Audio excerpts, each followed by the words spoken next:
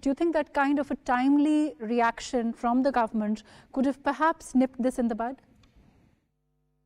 The resentment related to the freedom of speech and the women role in the society, Iranian regime cannot address that because it's directly contradict to their philosophy and their policy. So that's why they are putting it under the carpet, and that is the biggest loophole they have in their society, because Iranian society once was a very open society, and they still and I have so many friends when I was studying abroad, Iranian friend, and they are not happy with the system which they are forced to live in. So that resentment cannot be addressed, and it can never be addressed in the under the current regime. So they are trying to suppress those feelings and emotions, and they can also be replicated with the idea that if you need that freedom and if you need that